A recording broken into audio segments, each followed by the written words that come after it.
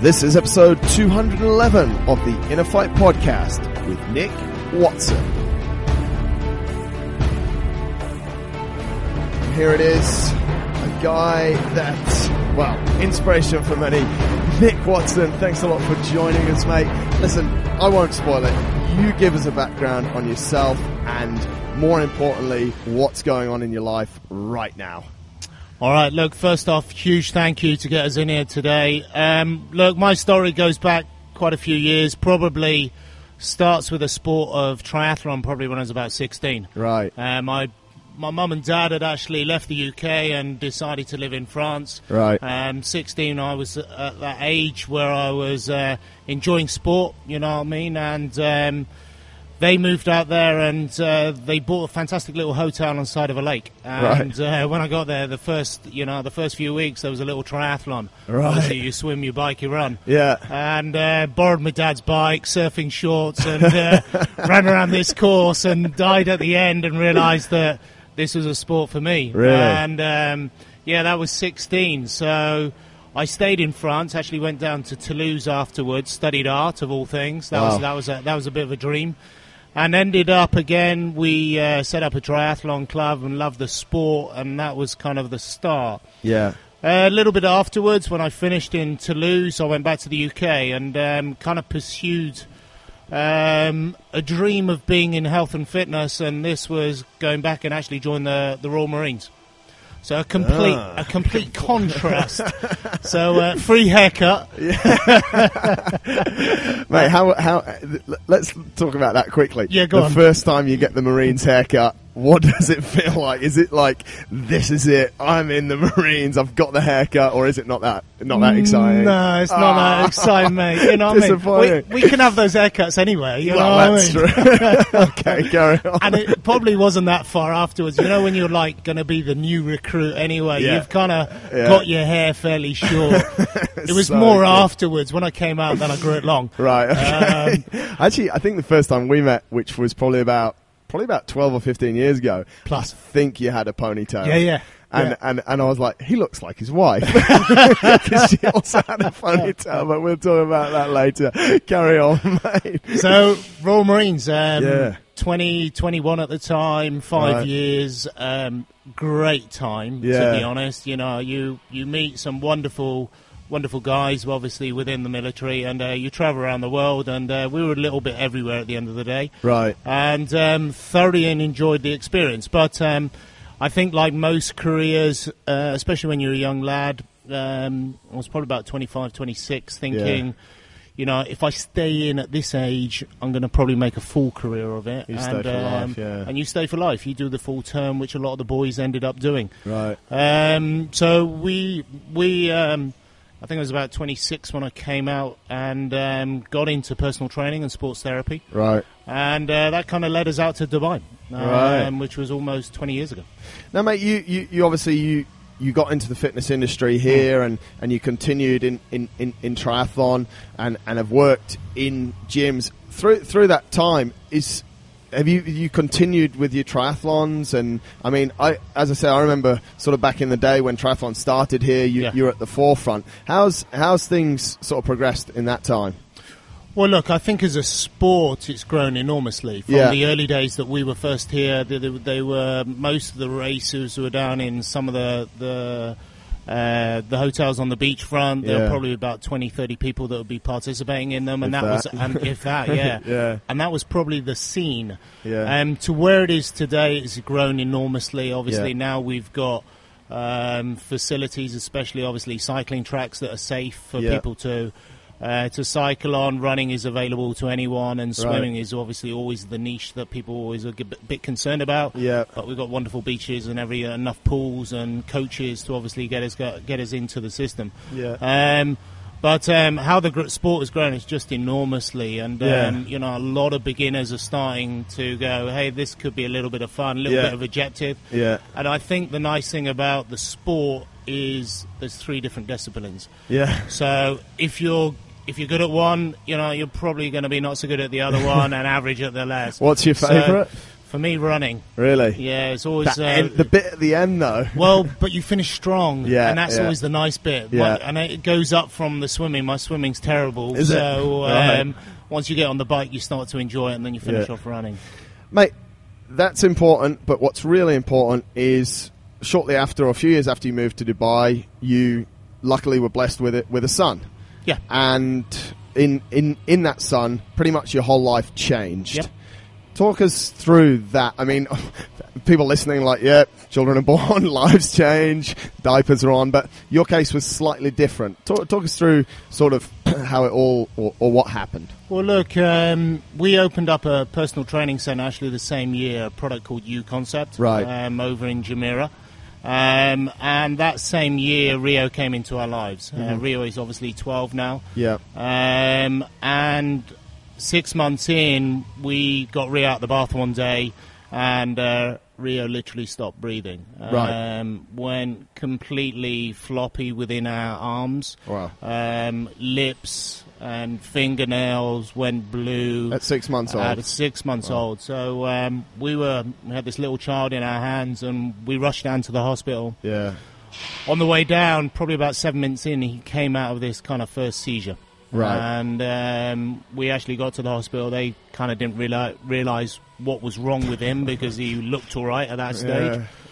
We took him home, a little bit of shock, woke up the next day, got through the next day, bath time, the same thing. Wow. Got him out of the bath the next day, same thing happened. Right. These seizures would last anything up to about 7 minutes, right. but then they would be inconsistent, so we wouldn't have anything for 2 days, then in 3 days, then 1 day. And this just suddenly started happening 6 months. 6 months onwards. So the first 6 months, he was very sort of normal. I would say yes and no. Right. I think mums are always the best one to tell. And I think if we look back and we compare, I wouldn't say compare, but we looked at other children, because we had a load of friends that gave birth at similar time. Right. And we look at how Rio was developing in comparison to the other kids. Yeah. Was very much different. Right. You know what I mean? It was very difficult with him sitting up and mobility and all these kind of things. So looking back, I think even before 6 months, we could have guessed something wasn't right, but you just don't know. You know, 6 months is very early. Yeah. So from there, we spent probably the next 4 years trying to find out what was wrong with Rio. Wow. He was in and out of seizures. Again, some of them extended, some a little bit shorter. Yeah. And then we started to look at how he was developing, and then we did really start to realise that life was going to be very different for us. You just flippantly said we spent the next 4 years. Yep. Like, how is that? Because, I mean, okay, you've come from a sporting background, you spent time in the Marines, you're used to overcoming things, you're used to dealing with problems, but 4 years to find out sort of essentially what's going on with your firstborn, like this child that you've brought into the world that's just your everything, like, that must be insane. Yeah, look, I think I don't think any parent you would ever want anyone to go through what those 4 years would be like, and even up to today. They are difficult times because there's so many uncertainties, there's so many questions still to be answered. You don't know what the future of your son is. Right. How will he ever go to school? Will at this stage, obviously, as we watch him develop, will he be able to walk? Etc., etc. And those questions start to come to mind. And I assume without a diagnose, you don't know what you're looking for, so you don't know how you would look at Rio's condition, how you could possibly compare it with another child, and kind of have a little bit of an outcome of what the future would hold for Rio. So these 4 years were in and out of a variety of different facilities, hospitals, specialists, not only here in the UAE but further afield, back home in the UK, a little bit of Europe as well. And we spent, like I said, about 4 years trying to find out about his condition. And by chance, we ended up in a great specialist for chromosomes. Right. And he then wanted to look at, obviously, the samples of blood, obviously, and of the whole family. And Rio's blood ended up all through Europe and through in France and Belgium, etc. And the team came back to us and said, look, Rio has a part of a chromosome missing. Right. So as you know, we're made up of 22 pairs of chromosomes. a part of chromosome 1 is missing within Rio. So the condition is so rare for him, it's actually named after the chromosome that's missing. So it's not like autism or Down syndrome. Yeah.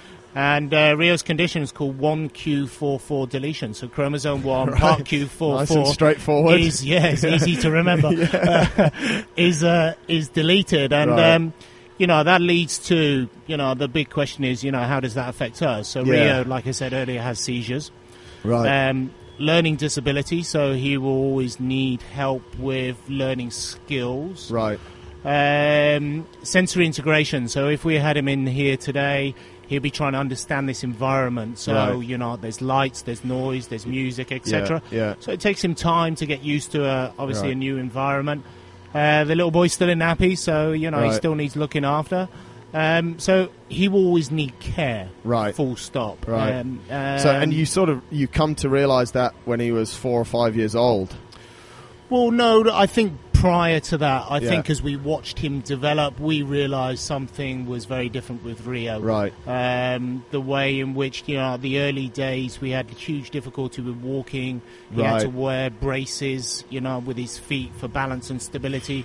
And even walking today is, I wouldn't say it's a challenge, but he still needs a help. If he had to come up some stairs, you would still hold his hand just as, he understands the environment of each step. Yeah. That was that was up to a diagnose, but we still live with it every day. We don't know what tomorrow holds. Yeah. But to be honest, we live for now. We'll speak about sort of the daily ins and outs of it in a second. But Rio's 12 years old now.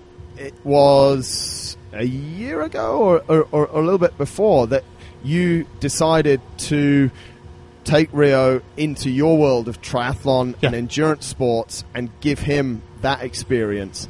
Tell us sort of the motivation behind that, and am I right in saying that was the first one that we did together? Yes. in November of 2014. That's correct. Yeah. So talk to us about that and sort of why you started that. Well, look, I unfortunately had my own health scare that year. So the April of that year, they found a big lump in my colon, which was cancer. Right. And I remember coming out of surgery, waking up, the first thing I asked my wife was, I'm going to do an Ironman triathlon. A bit selfish at the time, but she was like, what? Had you done one before? Sorry? Had you done, so you just wanted to do one just more? Just wanted to do another one. Okay. But it'd been a while, that kind of distance. So, Right. you swim 3.8, 180 bike, 42k run, and Barcelona was kind of a good time for it, so we started to prepare ourselves for it. And throughout the summer, we had a few difficulties with work, and unfortunately work got in the way as normal. Right. I think we woke up one morning and I turned around to my wife and Delphine and said, look, Rio will never have the opportunity or the experience to experience what triathlon was about when I was 16. Right. That joy of doing my first race, the swim, the bike, the run, the fatigue afterwards. Yeah. And I woke up and was like, I need to take Rio along with me. He needs to. You'd never thought about it enjoy before, or I kind of thought about it because there's been some great inspiration. The Rick Hoyts was the original guy that did Ironman, Yeah. so it had been there, but it had never been. Let's do it together, because there's logistics, there's the equipment that's required. Yeah. But at that time, I was like, look, let's do a race together. Yeah. If I'm training for Ironman, we might as well do something that's worth its while. Yeah. The longest race here in the UAE at the time was the half Ironman, which was DIT, Dubai International Triathlon, which we signed up for. And, a couple months away, we were thinking, well, we still don't have a kayak, a bike, and a pushchair. And then we reached out to the community and just said to everyone, look, we need some equipment. Financially, we can support it ourselves. Yeah. And we had InnerFight, that's you, mate. You joined us.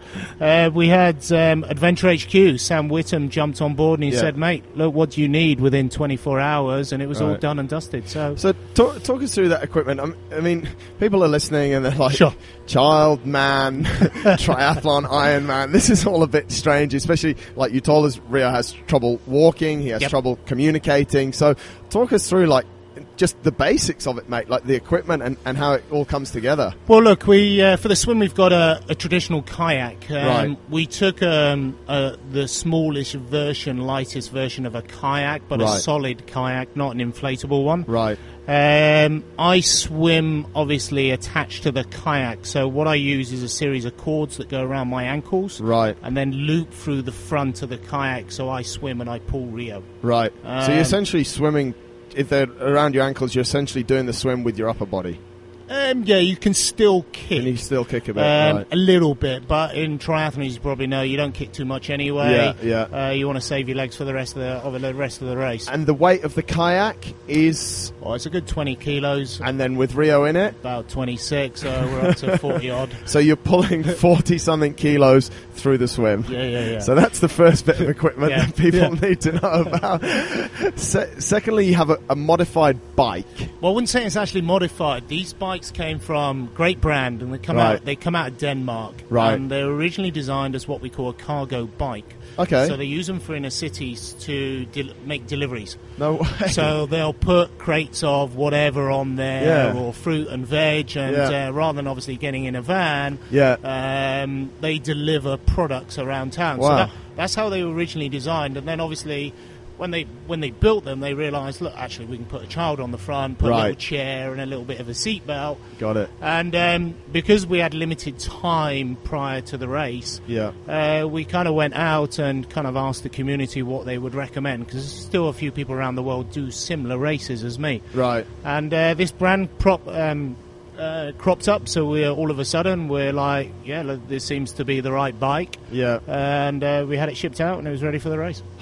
So, and Rio sits in the front of that bike. He sits at the front. So imagine the rear of the bike is as a traditional bike, but the front, it's kind of elongated. It has a small wheel at the front. Right. So the drivetrain kind of goes, obviously, from the steering column underneath the bike, and that controls the front wheel. And at the front, there's this little platform. Right. So we've got a little chair in there and a seat belt, and Rio sits there happily. Incredible. And then the final bit, we'll go a little bit more into how it all works in a second, but the final bit is running. Yeah, that's just a pushchair. It's just a pushchair. It's a pushchair. Rio's still a little bit smaller than, his kind of age. So he probably sits around, or stands around the age of a 8-9-year-old. So we can still get him in a top-end pushchair, which still works today. This must have been huge, though, mate. Like you said before, if we bring him into an environment such as where we are today, or any new environment, he essentially he needs to feel comfortable with it, and potentially could essentially freak out. We're going to put him on a kayak in the ocean with Dad towing it with a load of other people swimming alongside him. We're then going to put him on the front of a bike. Yeah. And I presume you didn't have the bike until a few days before the race, so he's not had too much exposure to that. Yeah. Pushchair, okay, we're okay with. But how was that? I mean, and how did he react? And I mean, what was it like the first sort of few strokes in that water? It must have just been, for both of you, just absolutely insane. Well, look, it's a great question. I think at the end of the day, we were enormously surprised in how happy Rio was on each one of those equipment. Like you said, we didn't have much time to prepare for it. We always said from the offset, look, if Rio ever wants to stop, we will stop during the race. You know what I mean? So how does he communicate that with you, though? He'll make enough noise to scream. And one thing, just to let you know, we mentioned about Rio. I didn't really mention that he's kind of like non-verbal, but he makes us aware if he wants something. And, there are certain words that Rio has learned, and that's through a lot of it repetition. Right. A lot of it's to do with music and songs. We get happy, I don't know if you remember on the run, we get happy birthday about 10 times a day. Incy Wincy Spider, but in his own way. Right. He also has his own little banter going on, which is his own little language. Right. But if he wants to stop, he would make you aware. Yeah. There would be he has a shriek or a scream. Right. It just means he's not happy. And I guess on the flip side of that, at the same time, you can see when he is happy, and when he's having a good time, and 100%. And so you've got the kayak in the water. What's the first few strokes like? Look, I think enormously overwhelming. Yeah. At the end of the day, we'd started something, and we just kind of thought, look, and I've always thought, am I doing this for myself? Am I doing it for my son? The initial impression, because this was my sport. Yeah. And like I said, if Rio ever wanted to stop, we would stop. Yeah. And I think we figured out quite easily and quite quickly that Rio, first off on the kayak, was happy. You know what I mean? Because he sat there. The first triathlon was very flat. We were out at the Atlantis, lovely still morning.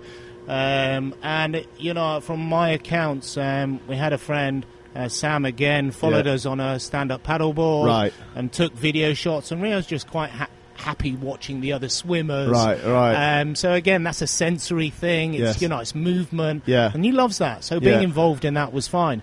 Again, when we get on the bike, you know, I'm out there for 4 hours. So, you know, 3-4 hours. And I'm thinking, you know, if I put my daughter on there, she would last 5 minutes, you know. They would be like, Dad, I'm bored, you know what I mean? So 3-4 hours sat there, like I said. If he wants to stop, we'll stop. Same thing with the run. And, you know, I need to tell you this story. When we did the following race, which was Challenge Dubai, which was probably about 4 months later, we were hit by an enormous sandstorm that morning, and the weather was horrendous. They told me, the swim director said, look, Nick, I really don't want you to swim. And I was like, well, I'm a bit arrogant. I'm an ex-Royal Marine. I'm swimming. And he was like, all right then.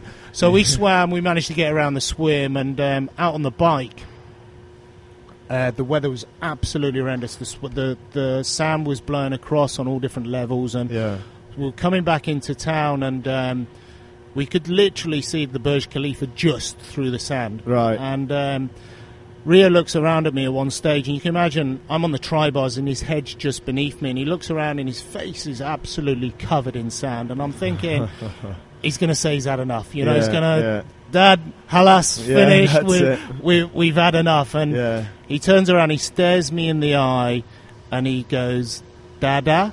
Well, I'm going, okay, he's had enough. This is it. I love you. Wow. And looks forward. Wow.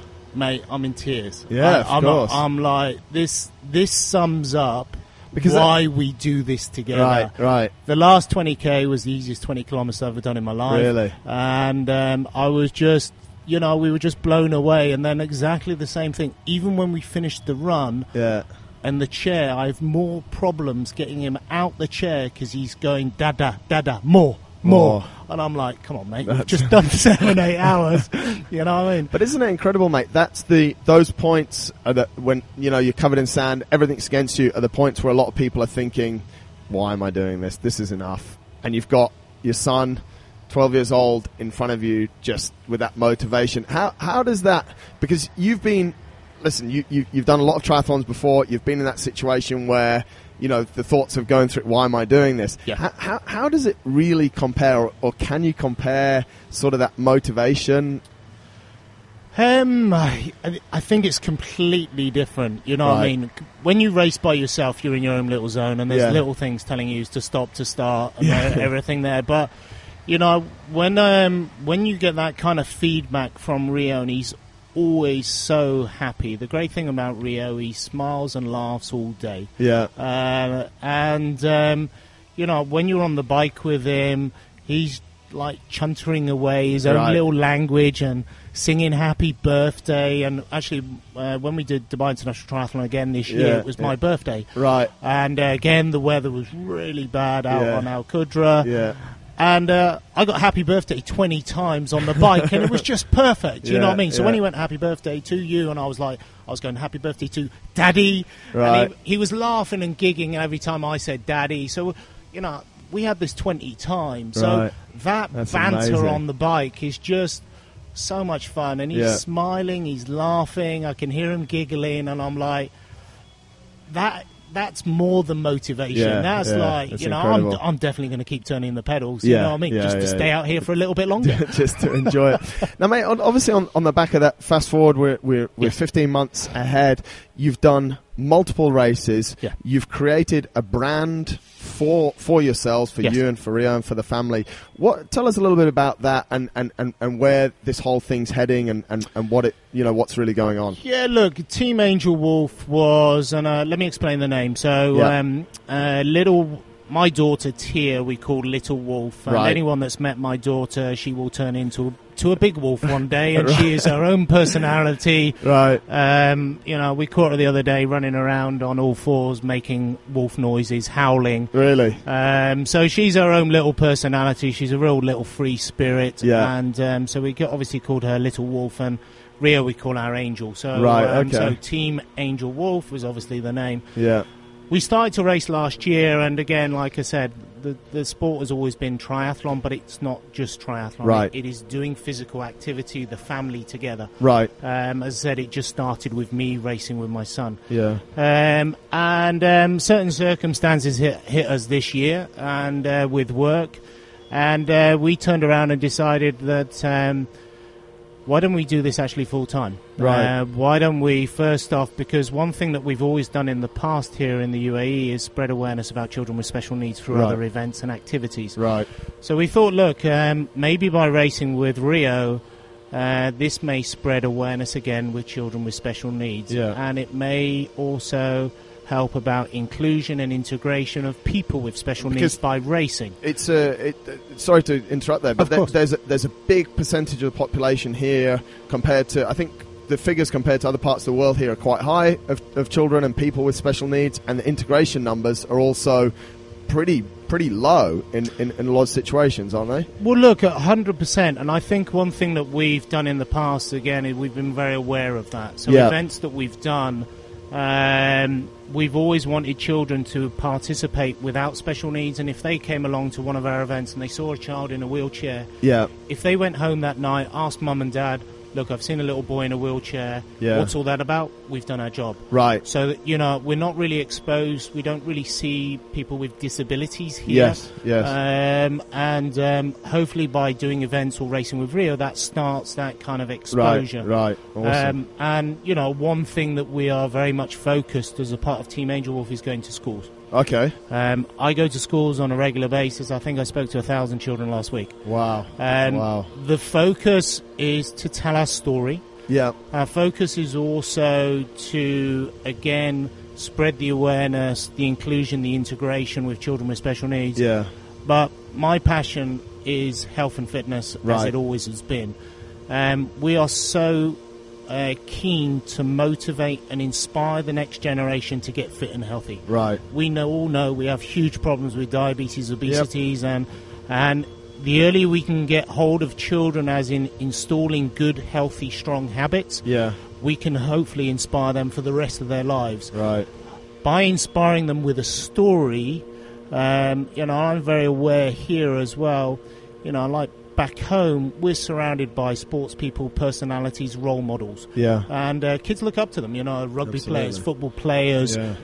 There isn't so much here. So by going into school, telling them hopefully our story, they're like, and some of the feedback we've had from the schools has been alarming. Wow. Personally, from the pupils, has been life-changing for them. Wow. Just by going in and talking to the kids. So this, for me, is where we want to go. Right. And this is something through doing a sport that I love with my son. Yeah. And where this can lead to can be enormous. So Team Angel Wolf is a brand within itself that you guys are out there. How does it, obviously people need money to live. How does it work financially for you guys? And if people do want to get involved, how could they get involved with what you guys are doing? Is there sponsorship opportunities, etc., etc.? Well, look, that's huge, and a massive thank you to that, Marcus. Look, this is a full-time job, and we've approached this now as like a form of sponsorship. So companies are coming to us. They love the initiative. For sure. A lot of people involved in sport or activity themselves, are triathletes themselves, or within their companies are saying, look, we would love to sponsor you. So like any form of sponsorship, you become a billboard. Yeah. So when obviously you start racing, you put your brands obviously on your clothing, your items, etc. But obviously we offer more than that. We'll go into companies and do motivational talks about our story as well, and inspire the employees as well. Right. Obviously we invite everyone to come along to our school talks. Yeah. And we really want to create this as an entity that it makes the brand very inclusive. So, there's a lot of companies out there that really want to help and assist, and this is a personal story here that has a local connection. Yeah. And for a lot of people, we're getting such great feedback from people that are personally involved in racing themselves. Yeah. I had a couple of guys racing about 2 weekends ago, and I had a little message on Facebook, and they were saying, I was thinking about not racing this weekend, but Nick, you've just posted that you're racing with your son. There is no excuse. Forget the cold, the flu. I'm going to be there with you on the start line on Friday. And I'm like, look, this is fantastic. Yeah, so, very cool. So on all different levels, we desperately need sponsorship. Right. We always considered the first year would be the hardest, because since September, we've raced every weekend. Right. We've done something, a running race, carrying Rio up tower climbs, triathlons, durathlons. So stubbornly at the beginning I said, look, to build the brand, to build the exposure, let's do a variety of races. So anything from running races, cycling races, swim races, triathlons, durathlons, because this then opens the story into different communities. Maybe I should do a CrossFit challenge with Rio on my back. That could be quite interesting. Burpees. You can do 1,000 burpees with Rio on your back, even though he only weighs 26 kilos. I'm sure that would be one hell of a challenge. But in the last 15 months, mate, you've done, as you said, since September of last year, you've raced a lot. What's the Everest here? Like, is it to complete an Ironman with Rio, or is there a limit to what you guys can do together? Well, look, one thing we have to always consider is Rio's age. Yeah. He's 12, and like I said, the half Ironmans take their time. We're out there for a long time, and he's still happy at the end. Yeah. The dream for me, I did Kona, when actually my wife Delphine was pregnant with Rio. Right. In 2002. Right. I wouldn't say my Everest, but a part of that climb will be to go back to Kona and race with Rio when he's 15. Wow. I need to give him a couple of years, because Kona is, you're out there, you've got 16 hours as a cutoff. Yeah. So definitely Kona. That is definitely on the books. Yeah. And we will continue to race. We will continue to race next season, if not more. Yeah. But again, under the limitations of what Rio wants to do. But also, I'm not sure if you're aware, my daughter Tia, back in September, they have a fantastic little durathlon series where you run, you bike, you run. Yeah. And they do a young category from little kids from about the age of 6 upwards. Absolutely fantastic. Right. And Tia turned around to me prior to the race, and, one thing I've been very aware of, I've never really pushed her into the sport. How old is she? She's 9. Right. So she comes to the event, she helps us with mum, and I've always been aware never to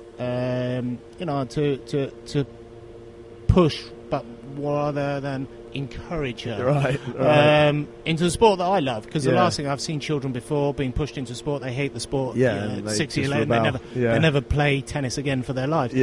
So Tia turned around to us in December and said, I want to race with Rio.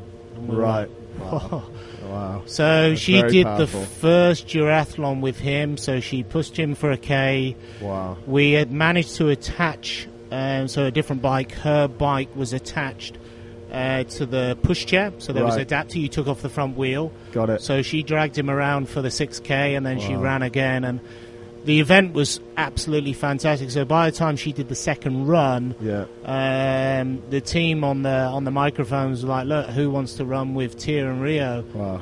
Mate, the whole everyone, there was like 50 people. It was it was like Forrest Gump, and it was incredible. Absolutely beautiful. Yeah. So this is a little girl who, will inspire other people. Yeah, for sure. She's brought up with a brother that has a disability. Yep. Her life is very different already from an early age. Absolutely. And in her own way, she's doing something very special. So Team Angel Wolf will always be about the family. My wife will We'll do some running races with Rio. Right.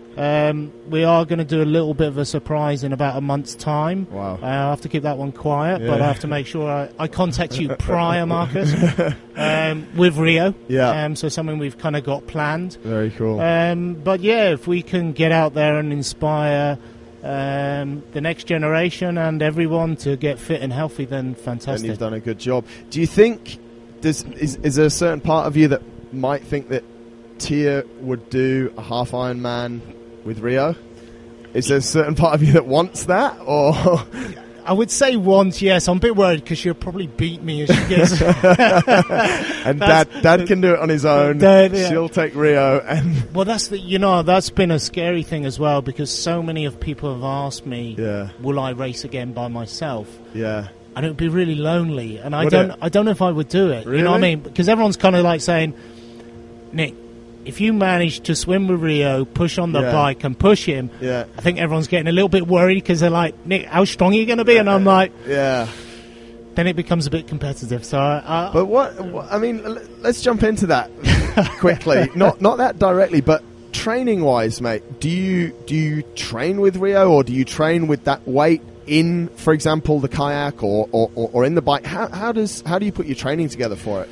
Well, look, the training will be as normal, to be honest. Right. Logistics at the moment is the bike is huge, and it's probably about as big as this table. Yeah. We're talking about sponsorship. I'm trying to get hold of a van. Right. You know, like a van where I keep all Not the to equipment. drive all, of course. Exactly. And that would make life a little bit eeasier. So we try and take Ria out when we can. So the weekends we'll go for a run as a family. Yeah. Tia will come along and she will cycle along. Yeah. That would be a typical kind of weekend. But most of the fighting, most of the training at the moment is, by myself with a team, etc. Because I'm coaching triathlon at the moment as well. Right. Okay. So we do quite a lot of sessions together as a group. Right. And obviously I jump in at them, but to be honest, we leave it to the weekend because Rio gets quite excited at the weekend. So obviously most Fridays we're racing. So Thursday night we're saying to Rio, Rio, we're racing tomorrow, are you ready? Because he's picked up some little things from beginning of races like ready, steady, go, because they obviously say that on the tannoy. Yeah. So even the night before, he's like, Daddy, go, ready, steady, go. Really? And when we take him down, we start like with the swim, he'll sit in the kayak going, Daddy, go, ready, steady, go. And we're like, Rio, we've got 5 minutes. Yeah, we've got 5 minutes. Just relax, buddy. So he loves it. The weekends have become very special. We just wake up every Friday morning and go, what are we doing today? Which race today? Wow, that's amazing. Mate, on things like this, and I've seen a lot in triathlon, like a lot of people are not happy with results, or I could have done better. And I generally believe that people's measure of success is sometimes a little bit distorted, because they'll be aiming for a 5-hour half Ironman and the weather will be terrible. How do you guys measure success? Because a number of things can go wrong, from Rio not having a good time to the equipment. Like, you've got so many variables. So how do you guys what is success in this stuff for you? Well, look, I think the biggest part of success for us at the end of the day is going to be the messages that we're trying to get across. So whose lives are we actually affecting from what we're doing? Awesome. So by going into schools, the feedback that we're getting from the children, the awareness that we're spreading, for me, that is a personal success to us. Right. Racing with Rio, getting across the finish line, he's had a great day. Mum and Dad Mum and Tia are out there, and they've thoroughly enjoyed the experience. That is another success. And also, for me, is inspiring others. Now, one thing that happens in every race is every participant that's out there on the course will clap and cheer us. Right. Which will be any motivation from go Rio, go Nick. People have literally stopped and said, you guys are such an inspiration. So that is a success, because we're hopefully helping other people, obviously, in their own goals, their own objectives. But for me personally, look, I think as a family, as a father, my success or our success is doing something special together and getting across those finish lines every day, every weekend. That's just testimony of what we've done, where we're going, and something that we thoroughly enjoy. How long do you think how old are you now? 22, 46. How long can you do this for?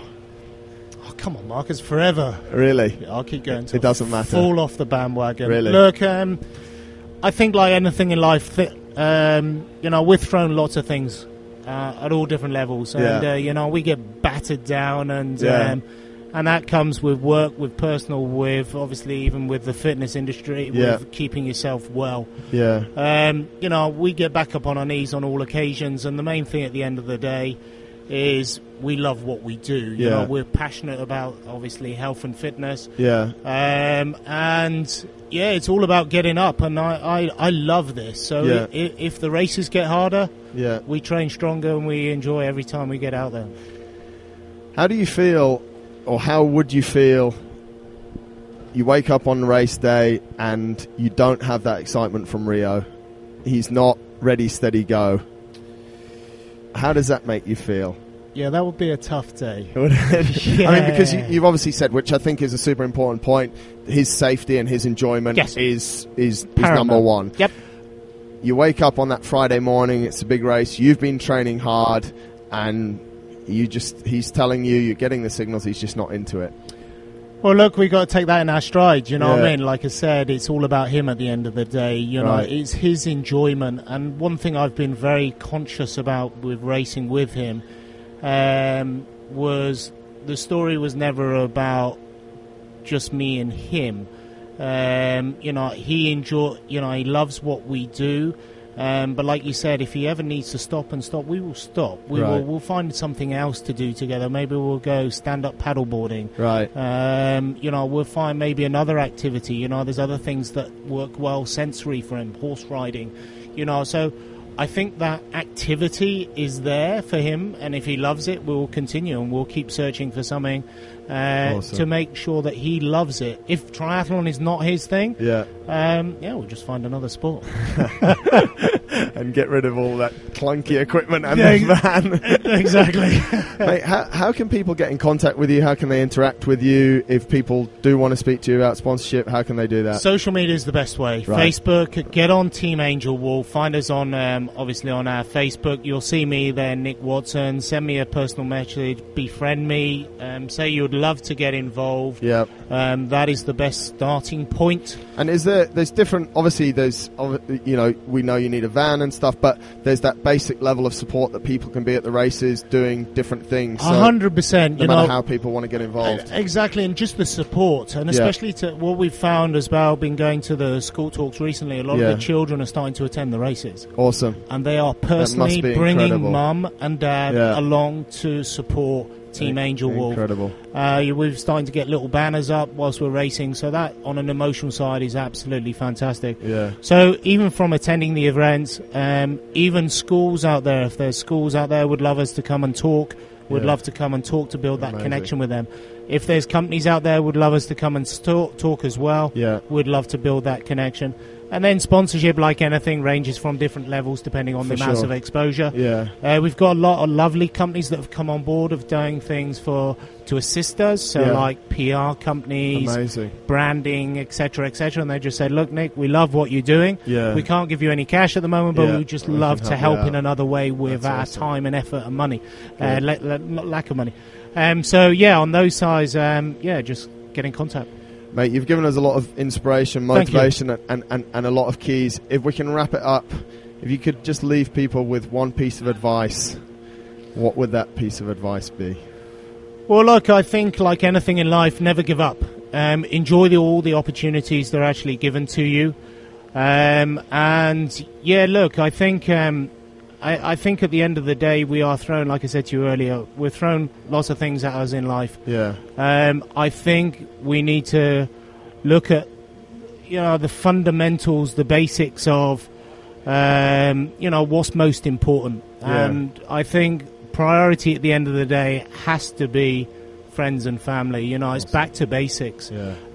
It's appreciate the things around us, the small things in life, and again, this rolls down to like your children, your wife, etc. And those are the things that have made a big difference. And this little boy has literally changed my destiny. Amazing. He's changed everything that I do today and what I will do tomorrow, and because of him, he's made me a better person. And hopefully we can also go out and inspire others. So yeah, look, whatever's thrown at you in life, keep your chin up, keep going. And Winston Churchill always had a great quote, which I absolutely love. He just keep buggering on, and you just get on with it, and you enjoy life. And we will just keep buggering on. Nick Watson, Team Angel Wolf, mate, we wish you all the best. Thank you so much for taking the time to speak to us. Cheers.